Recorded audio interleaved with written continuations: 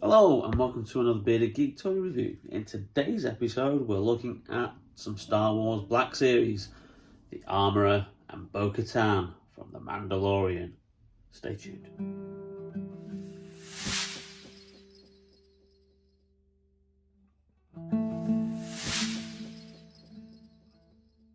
Welcome back to the channel, and here we have a long overdue review of these two Black Series figures that I got for Christmas as presents from my partner. Very much appreciated. They are from the Mandalorian Disney Plus TV series, and they are the Armorer and Bo-Katan Kryze, who was a character who first debuted way back in the Clone Wars, voiced by Katie Sackhoff, and they brought Katie Sackhoff back to actually perform the character in her live action debut in the second series of The Mandalorian. The Armorer appeared in the first series of The Mandalorian, and it was kind of like left or assumed that that character was kind of like died a heroic death, allowing the Mandalorian, Cara Dune and Grief Karga to escape in that final series of the first series. But she did actually then reappear in one of the episodes of the Book of Boba Fett, the famous episode that really wasn't an episode of Book of Boba Fett. It was effectively an episode of The Mandalorian. So that character is obviously still alive in the Star Wars universe. So let's have a look at the packaging. Again, it's the new packaging. Well, are we calling it new anymore? Probably not. With the nice artwork on the side there of the characters. Now, when you line these all up in a particular way, they do, as you can see there, with these two, because these are subsequent releases, that they kind of match up. I'm not sure actually that one does. I think the Mandalorian's supposed to be in the middle of there. But you get the idea there. And then obviously on the back you've got the usual, obviously, safety bump that they have to have, as well as a brief description of the character. Now, just as an aside, Hasbro have announced that they are changing the packaging again. They are going now to completely cardboard only and plastic free packaging. So at some point this year, they've already announced it with the next couple of waves that are coming out for the Marvel Legends range, and those images have already dropped. I think they dropped yesterday in a Hasbro video that they debuted on YouTube. But they have said that that's also happening with Star Wars. So what you're gonna get is you're gonna get probably a similar style packaging. It'll still have the artwork on the side, but on the front of the packaging there's going to be no plastic. It's just going to be purely a photograph or representation of the actual figure. So you're not going to actually see what the figure looks like until you open the packaging. Now, I know a lot of collectors who are mint in box collectors, certainly there's quite a few on YouTube, are not happy with this because they're effectively just buying a photograph of a figure, so they're never going to actually get to see the figure in to display it. For me, it's not a huge issue. I do support the fact that, you know, it's less plastic, therefore it's more environmentally friendly, because I'm not a mint in box collector. I very rarely keep stuff in the box. I like to have my figures out on display. However, it does kind of like raise a question with stuff like the vintage collection and also the Star Wars retro collection, which are very much in the old style packaging, which, as you can see from the kind of like the Marvel stuff at the background there, and the retro collection up there as well, how they are going to be packaged going forward, because they are very much in the old Kenner style packaging. And if they move to non-plastic and purely cardboard, I don't think that aesthetic's gonna really kind of like work with that style. So interesting to see what Hasbro announce with their next lot of Star Wars announcements going forward. However, anyway, let's have a look at these figures and get them out of the box and have a closer look. First of all, we've got the Armorer up, and as I was taking her out of the packaging, I noticed a couple of things. She's almost got a kind of like carbonized look to her armor. Now, this isn't a carbonized figure because obviously if it was, the whole figure would be in that carbonized kind of look. But it is a nice touch that they've got that metallic paint both on the helmet and the breastplate. And oh, I did notice that this actually does come off. Her kind of like I don't know what to call it. Is it like a fur shawl that she wears on her shoulders? And that obviously that clicks back into place there. So you give you two options for display. Nice figure. Articulation's a bit strange. Obviously the feet good, move around. However, the knees are a bit funny. You can see there with the way they're designed, and obviously because of this skirt section, you've got probably a bit of a restriction in how you could actually pose the figure there. And again, there's also that restriction with the breastplate that goes across into the shoulders, with the limitation in the how you can have the arms. But it's still a good representation of the character. And again, you, as with the previous Boba Fett figure, you've actually got a kind of like a sculpted head under there that you can see, but obviously we've never seen the armorer's face. But it's interesting that they've done that. They never used to usually do that with these helmeted figures, but it is, you can make out the lips there of that face. It would be interesting to see what kind of like what they've used if you were ever to get that helmet off. I'm presuming obviously it's glued on there, it doesn't pop off at all. But if anybody was ever to like be brave enough to try and like get that off, I wonder what kind of face sculpt they've used, whether they've just used a generic one or one based on an actor and it's just not been painted, obviously, because you can see it's grey underwear. So that was just an interesting thing to point out there. But yeah, I really do like this figure. It comes with two accessories. We'll just pop her down like that, and she does have a bit of a difficulty standing. She's a little bit unsteady on her feet, which is a little bit of a thing. With some of these Black Series figures, I'm just going to lean her up against BoKatan there. So it does come with the two founding tools that you do see her with. And that's just a little bit blurry. Let's just get that. Oh, there you go. So you've got two foundry tools in order to form Beskar armor, which you can have posed with. So not much detail on those. They've been given a metallic shine, but let's just, I can pop that in there.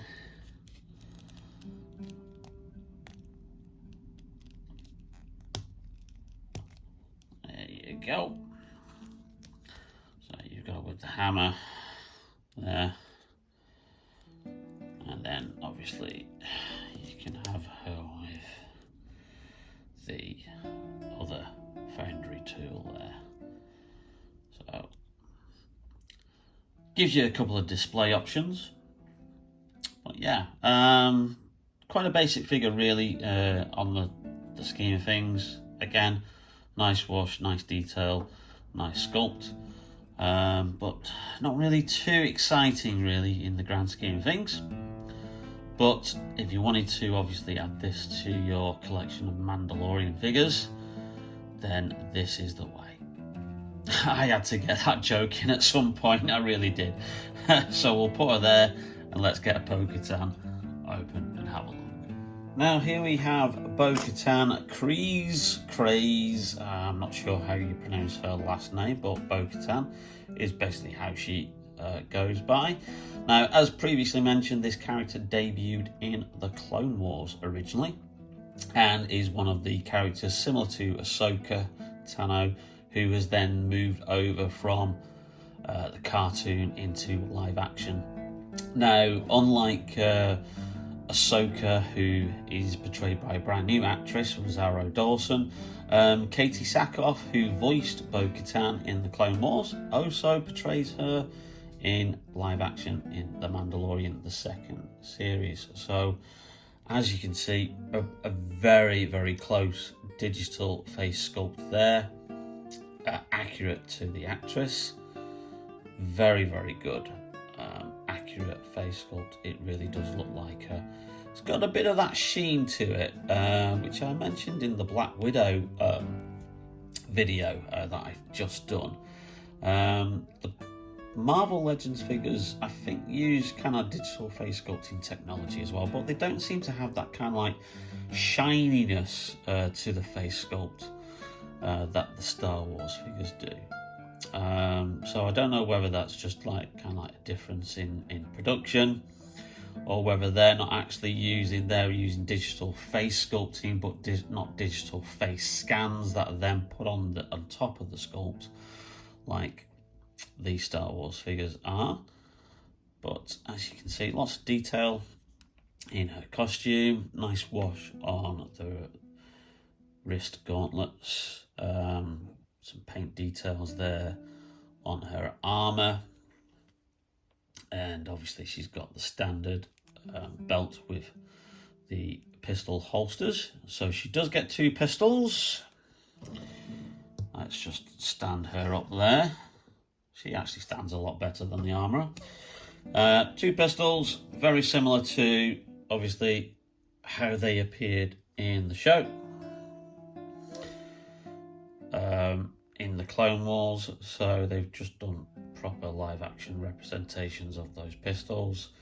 They're painted on the handle, but besides that there's not much of a paint job on there. They're just in like that kind of like gun metal kind of gun grey that they tend to use for these.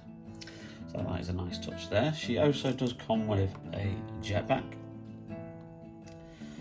which is there, like a mini version of the one that Boba Fett and Jango Fett and the Mandalorian have got. So obviously you've got a peg hole in the back of the figure to put that jetpack on, and that really does look a lot better with that jetpack on there. But you could obviously display it without the jetpack if you chose to. And then the final piece de resistance, so you have the helmet, which is very accurate to how it appeared in the show. Lovely paint job on there. Nice bit of like kind of wear and tear that they've added on, which is accurate to how it appeared in the show. Rangefinder also goes up and down. Again, nice touch. Now, interestingly, as you saw earlier, this figure was packaged with the helmet separately at the side, so you could see the digital face sculpt. Now, Bo-Katan's kind of like second in command, Koska Reeves, has just been released as a figure, but for some bizarre reason, they've decided to cover up her face, and she's in the packaging with her helmet on, so you can't actually see whether or not the face sculpt is good, whether it's accurate, whether it's a good paint job or not. And it's kind of like, again, Russian roulette until you buy the figure and then obviously then get it open and then take the helmet off to see if, you know, the likeness is accurate to the actress playing Koska Reeves. Again, bizarre decision, but that's going to be the kind of thing that you're going to go up against now with the non-plastic all cardboard packaging going forward that the Hasbro are going to use from later this year. So it is going to be interesting how they react to that feedback from customers and collectors. You know, a lot, like I said, a lot of people who actually don't have these mint in box on display aren't going to be too fussed. But again, it's that thing, if you are not buying these online and you are buying these in a store, you always look to see which one's got the best paint job, and then you pick that figure up, you know. And again, you know, if they're completely covered up with cardboard and you can't actually see the figure inside, does that mean the quality control is going to go down for Hasbro? As in, well, you know, it doesn't really matter because people can't see what the figure's like inside. Are we going to lead to more complaints from collectors, people who buy the figures, saying that the quality's not up to standard? Is the quality going to go down because of that? I really don't know. It's just basically a wait and see. But there you can see there's BoKatan with the helmet on, with the pistols in both hands. And again, you've got the option to put the pistols in the holsters there. Again, standard articulation with everything. A lot better movability round with this figure.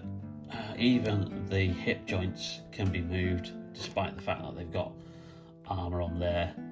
And it's good that the holsters aren't completely attached to the legs, so it keeps that posability and maneuverability there.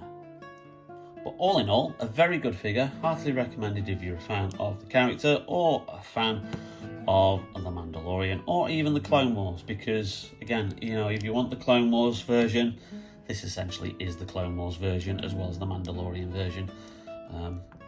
BoKatan obviously uses nice moisturiser because she hasn't aged in 30 years from the time gap from the Clone Wars to when the Mandalorian takes place. I think it's roughly around about 25 to 26 years, isn't it, the time gap from the Clone Wars happening, and then obviously the Mandalorian taking place about 5 or 6 years after Return of the Jedi. There you go. Great figure. Heartily recommended.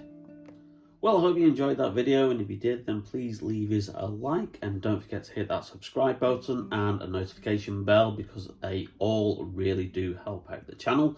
Our subscriber rate continues to go up. Really thank you to all the new subscribers to the channel. We're closing in on about 380 now, so we're close to the 400 stage. Still got a long way to go before I hit that goal of 1,000 subscribers by the end of the year. But if you've enjoyed what you've liked with the videos that you've watched, and you know of anybody who's interested in it, then please share the videos as much as possible, and recommend that they subscribe to the channel, because we've got some really cool stuff coming up. We've got some more DC Multiverse, we've got some more Marvel Legends, and we've got some more Star Wars Black Series as well as a deep dive into the old X-Files action figure range from 1998 when the X-Files movie was released.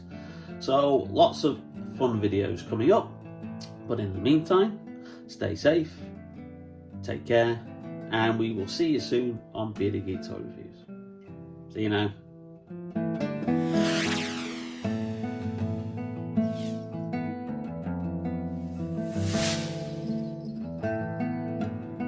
Welcome back to the show.